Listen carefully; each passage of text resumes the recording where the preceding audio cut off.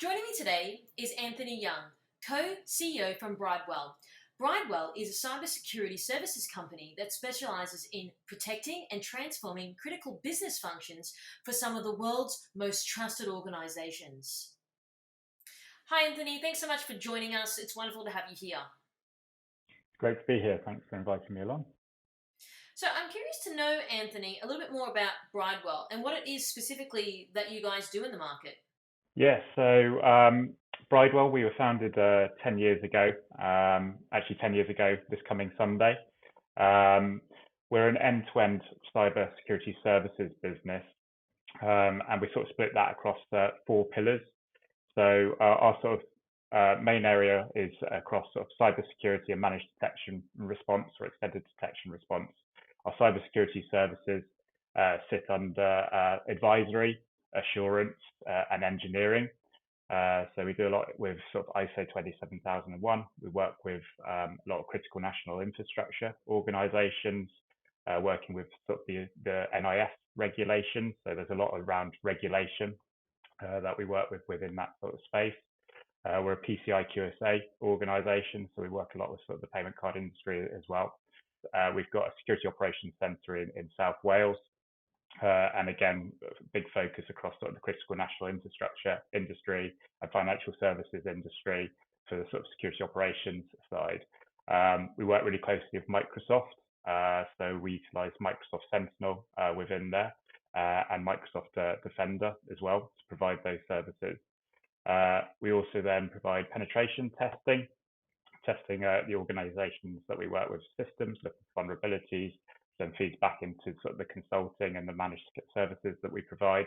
And then the other part of the business is data privacy as well. So those are sort of the four towers that we provide, giving that full end-to-end cybersecurity services to organizations. Wow, so that's interesting. You offer a lot of services at Bridewell. Are you sort of seeing that there's a change in the market? Because typically, originally, people were going after individual companies that have a hyper specialization in one area. But what you're saying is that customers are actually more inclined in dealing with Bridewell, even though you offer a range of different services. No, actually, I would say it's actually our biggest strength. Over the last sort of 10 years, we've looked at our service portfolio and we have had people advise, maybe we should focus more on just providing cybersecurity audits or just providing managed security services. But actually, the majority of customers that we work with want to cut down the amount of vendors that they work with. Historically, most large enterprises would have maybe 10, 15 different cybersecurity vendors, and providing services, products, different areas. And what we're seeing now as a major sort of consolidation across customer base, where they want to have fewer vendors, so they have sort of one relationship, can really start to pull together the different products. I think I heard a stat the other day that a lot of the large enterprises could have up to maybe sort of 60 or 70 different security products. They're really trying to consolidate their security stack that they've got. Provides a lot more benefits. The products play together better.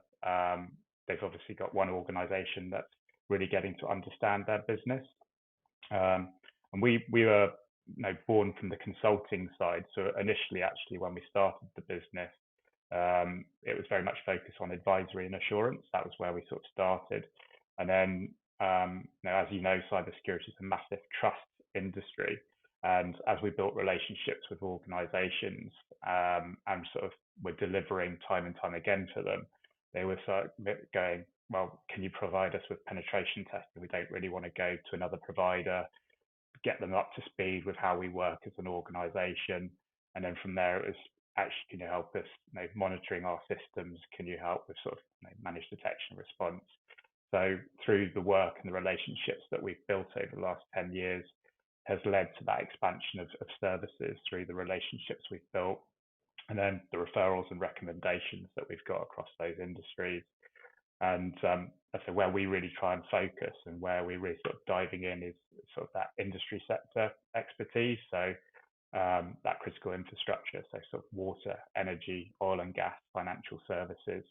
So where cybersecurity is really, really important and highly critical, if it goes wrong, potentially could lead to a major sort of catastrophe. So that's really where we've focused over the years. I was interviewing someone recently, and they were sort of saying that an average organization is leveraging between 75 to 100 tools, which is quite a large number. But they were also then saying that some of those tools are obsolete, or someone's bought a tool, then they've left the organization, they're not leveraging them to the same capacity that they should be leveraged. So, are you sort of saying that some of your clients are actually interested in consolidating a lot of those tools and capabilities? Yeah, no, that we're always looking at what benefits we can be had. Exactly as you sort of said, a lot of organizations will have lots of different security tools. It seems to be that many companies seem to be able to get budget for buying products and tools quite easily, but not as easy to actually get the sort of the professional services around those products and tools to actually get the main benefit out of them. What we're seeing is sometimes they may already have a tool or product set in there that does what they need to do, and they're utilizing one part of it and not another. And actually, this is where the benefit we see with the Microsoft technology stack is, Microsoft's invested billions in the sort of security stack. Majority of enterprises out there are utilizing some sort of Microsoft sort of technology. Lots of them are sort of down the sort of Microsoft sort of 365 route. Lots of them have got what's called like the Enterprise E5 license, where a lot of the security tooling's built into their cost and their licensing package already. So we're able to provide real cost savings to business by being able to utilize their current licensing. And actually, the technology that Microsoft's built through acquisition and through research and development is really impressive and provides really good visibility, really good data. A lot can be done with automation as well to really sort of speed up the response times when you're looking at sort of detection and response capability. So, our teams of engineers, when they sort of looked at the Microsoft stack a few years ago, were really impressed with what it was doing. And so that's really helping to drive that product consolidation across security at the moment. So it sort of provides value, provides better quality, provides more visibility, provides better data, and faster response times. So that's what we're seeing as a benefit to customers at the moment within that sort of stack. You mentioned cost savings, Anthony. Do you have any sort of indicator or any sort of percentages on what type of costs you are saving for customers? Yeah, I mean, yeah, so I don't have exact sort of figures off the top of my head with things, but I can give some examples of consolidation of sort of products and so on. In the past, an organization may be paying for a third party to provide a SIEM platform. They may be paying another third party for an EDR tool. They may be paying another party for a vulnerability management tool. So they're paying all of these different third parties for different pieces. Now, what Microsoft's done through this is for companies, let's say at an enterprise level, who are taking advantage of the E5 licensing, that is all included in their general monthly license cost. So they're not having to pay lots of different vendors for that. And then anything that's being in terms of logs that are being created from Microsoft technologies, they're not paying for the log storage within that sort of Microsoft stack as well, which can sort of save them a fair bit of money as well in that space. So that's what we're starting to see is and I was at a Microsoft conference this week, and they said sort of 70% of enterprise organizations are sort of starting to take advantage of that sort of E5 licensing, the Sentinel stack. So we are really seeing enterprises understanding that benefit and seeing where they can sort of save money. And as I said, it's not just the value piece; it's the more data that they're getting to see, the speed of response, how all of those technologies play well with each other as well. Otherwise, in the past, if you've got all these different products, all these different vendors, you're there trying to integrate them, trying to get them to work well with each other.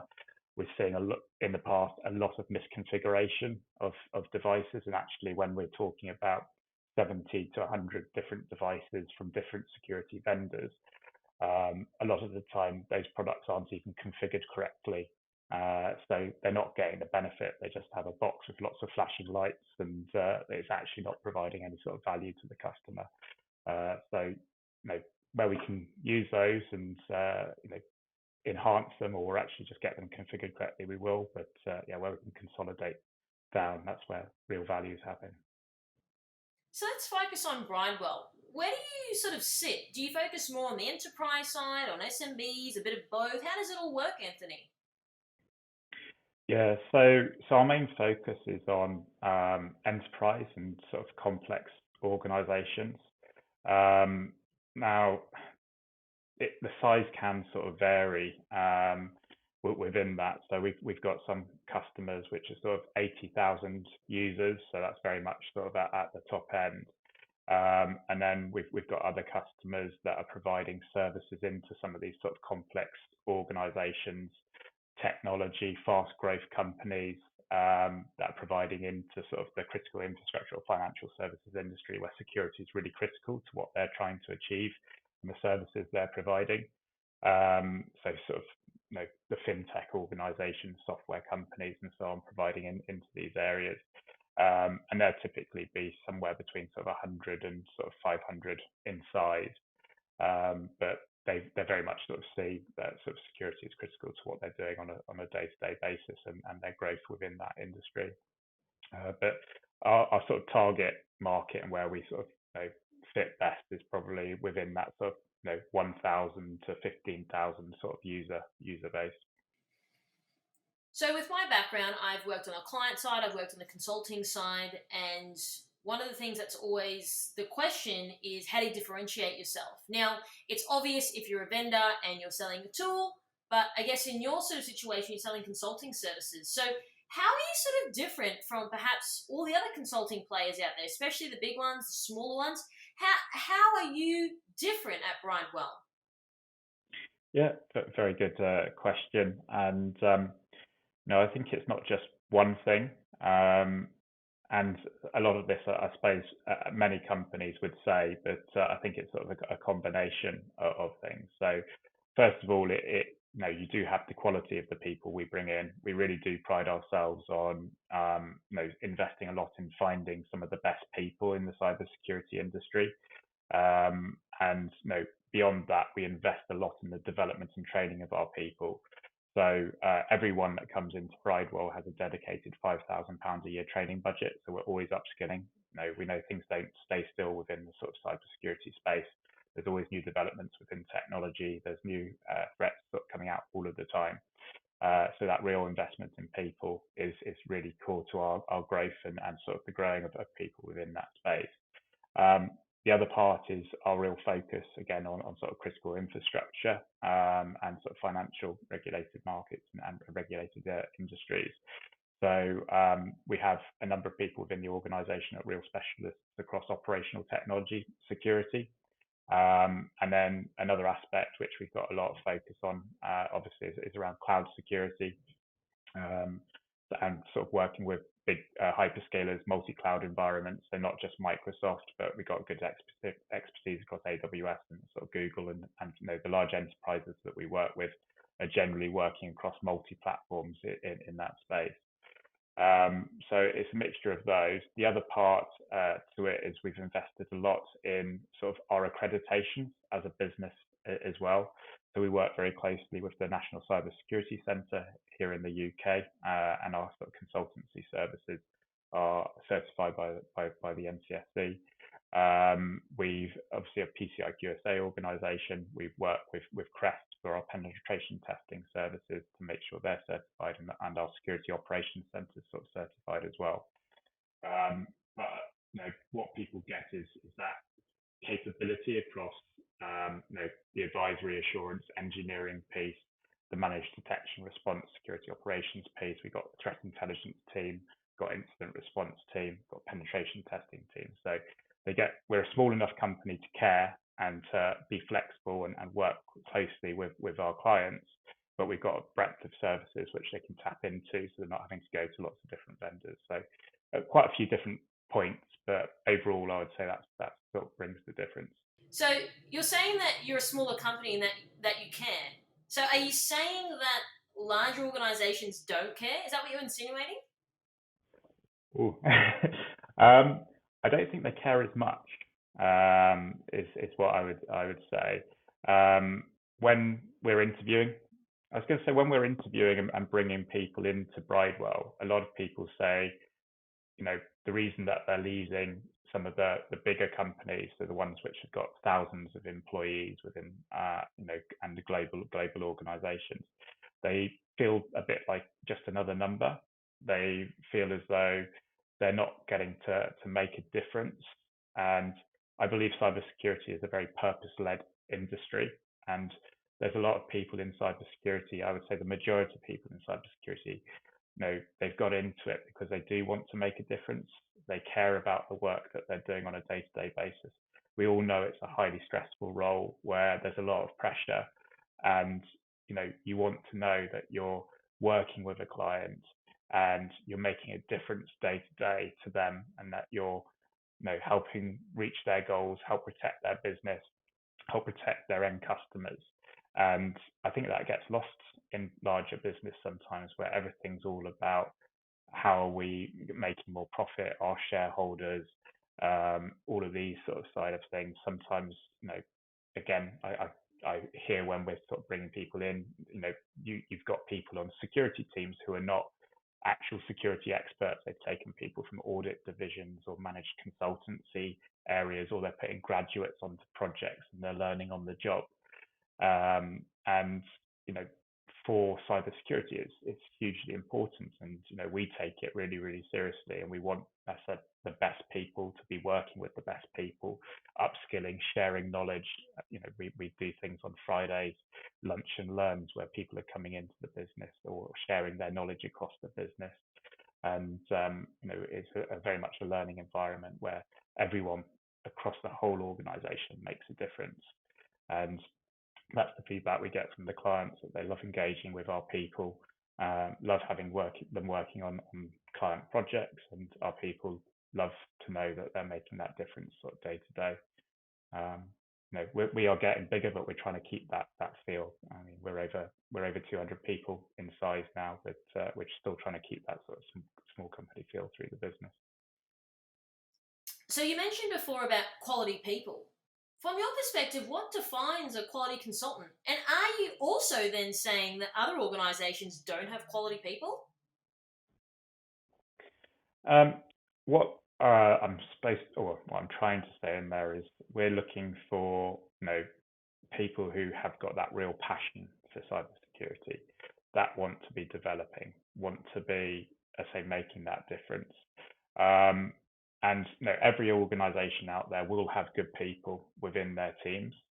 What we're trying to do is build a business where everyone through the whole of business that's providing services, whether that's within our security operations center, whether that's within sort of our penetration testing team, whether that's within our data privacy team, whether it's within our sort of cybersecurity team, that it's all A players who are all there lifting each other up, making each other better, who are always sharing knowledge and going that extra step for the client really.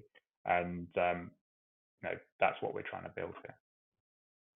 So I want to switch gears now and I want to focus on outcomes. What are some of the outcomes that people can expect from Bridewell, and how are you different then from your competitors? It can obviously be very different across the different sort of service lines that we're providing. But a lot of the work that we provide within sort of the consulting and advisory side of the business is we'll have that fixed on guaranteed outcomes. So I think traditionally what we see within a lot of consulting business is time and materials, where it's all about how many consultants can get onto a job, how many days are being billed, and you've got businesses that are just racking up time, with lots of people going onto projects. Whereas we'll sit down, really work with a client and understand what it is they're wanting to achieve. We'll fix that time period, we'll fix that price, and we'll deliver that project. So it's in everyone's interest to do a really good quality job and do it quickly, not drag it out over a sort of time and materials sort of basis. We also work with a lot of customers where they'll outsource their full security to us, and that could be a mixture of a lot of different sort of services. So it could be a mixture of we're leading their all of their security strategy, and providing their sort of day-to-day security advisory work. They could be we could be monitoring their networks, doing that whole managed detection response piece for them, and building into that penetration testing and continuous testing, so that we're bringing all the different pieces together for them, and we'll be presenting all of those outcomes and what we're doing on a sort of monthly basis, so they can get on to just focusing on what they do best in terms of delivering their business, and know that the security is all in our hands, so they can just really sort of relax. So yeah, it's slightly different in different areas, but we want to make sure that the client is seeing value from the service that's being provided, and that they're constantly happy. And that's one of the things that we're always sort of focusing on, is that sort of customer satisfaction and value. We haven't lost many clients over the last sort of 10 years. I think our client retention rate's around about 92%. So, and majority of our business is won through recommendations and referrals. So we must be doing something right over all this time. You've mentioned historically that people are focused on time and materials, but what you do at Bridewell is more focused on outcomes. Will you sort of see a shift from people moving away from time and materials and more focused on outcomes? What are your thoughts on that? I think it depends on the business and the business model. It's definitely our approach that we are moving away from time and materials. We have very few engagements that are within that space. Where we're sort of really sort of focusing is long-term relationships, long-term engagements. So what can we achieve over a 1, 2, 3 year period together with our clients, which gives them certainty of costs, with maybe a fixed monthly cost over that time, and it's feeding into the different sort of services. So we can look at what is their security strategy over that 2, 3 year period. Is it a smaller organization that first of all wants to get ISO 27001, and then from that, do they then want to move into sort of SOC 2 compliance or something along those sort of lines? So from a sort of a security management system, what do they want to have in place, and then what security controls do they want to have in place within that, in terms of monitoring, vulnerability management, identity protection, all of these sort of areas. So we can build that whole roadmap with them, and manage their costs over time, rather than in the past they may have a big security program or transformation program, investing loads of money, and then it pieces off. Everyone forgets about it for a little while until there's an audit. Then they panic and ramp up again because there's been some audit findings, and so you've got these peaks and troughs all of the time. So we're really trying to make sure that focus on security continuously. Don't be panicking, just because you've got a regulator coming in, or you've had some sort of audit finding. So it's just that continual piece of security going forward. Gives them continual cost certainty and benefits that are building over time. So, for people listening, why should they invest in Bridewell's services? Obviously, organizations all around the world, they're growing. More and more systems are connecting to the internet, more and more technology. Lots of organizations are taking on more and more cloud services these days. And people can look to do this themselves, but it's very difficult to find the right skills within cybersecurity. We all know it's very difficult to find the right sort of people. It's even harder when you want to bring in the right skills across multiple different platforms and multiple different technologies. As I say, working within sort of the space that we work in, most of our clients have got multiple public clouds. So you've got sort of AWS, Google, Microsoft. So you've got the configuration of all of those, the monitoring of all of those. Then you've got organizations still struggling with shadow IT. So that's people within their companies using a credit card to sign up to services, importing data into those services. Then you've got operational technology. So you've got pump systems and manufacturing systems to sort of think about. And then obviously you've got all of your financial data, financial systems. So there's a lot of different things to take into account. You've got the people that are working in your business sort of day to day, and they could be in stressful situations, not thinking things through all of the time. So as a a CIO or a CTO or a CISO, you have so many different things to sort of think about and worry about that it's very difficult to build unless you've got huge budgets, your own security team that can look after all of these different technologies, all of these different issues that you're facing on a day-to-day basis. By engaging an organization like Bridewell, we've got different skills across all of these different areas. We can leverage those different skills as you need them. So you're not having to invest in professional expertise in all those different areas. You can sort of tap into that. But security is an area which is not going to be going away over the next sort of few years, even with increase in technology, increase in automation. So yeah, for companies looking to take our services or to look at our services, that's what they get. They get that expertise across all of these different areas, because the challenge is there that they're going to be under a constant attack on these different sort of platforms, and it's very difficult for them to be able to cover that whole surface. We all know it only takes an attacker, one point of entry to get in, and as a defender, we're always trying to find all these different holes all of the time. We're trying to plug them all of the time. So with Bridewell, we're able to sort of cover a wide range and reduce that risk. Now, I really want to focus on shortcomings and failures and falters in an organization. Now, no company's perfect, and I understand that, but I really want to focus in on what were some of your sort of failures, and as a result of those failures, how did you sort of learn and shape the organization that you're leading today at Bridewell? There's always more to be done. There's always, I mean, we're always looking at everything as constant improvement in this space. So initially, we started off very much on that consulting and advisory piece, and we weren't able to provide things like monitoring and penetration testing. So we were missing that sort of piece. So that's where we were looking at speaking to customers, understanding customer needs, and we built out those sort of services. And then also over time, and this is still areas that we're improving, is how do you get that consistency of service across all the different people in the organization. You know, you want to make sure that the quality is always at a really high level in terms of what's being delivered to customers. So it's really focusing on our services, making sure that everyone in the organization has really got a good training of the Bridewell way to deliver a service, or the Bridewell way to carry out a penetration test, and so on. So we've got that quality. And a lot of the things that we've done in the last few years is focus a lot on our internal software development team. So we're building a lot of software now that helps us deliver services that provides consistency, but we don't sell. The key thing is we don't sell these products. It's all to provide that consistency of service to our clients. So, for example, when we're providing supplier assurance assessments, we're assessing hundreds of different suppliers for companies. We have our own supplier assurance tool where we manage all of the data, providing dashboards, reporting, and everything else like that for our clients. So again, we got consistency on that.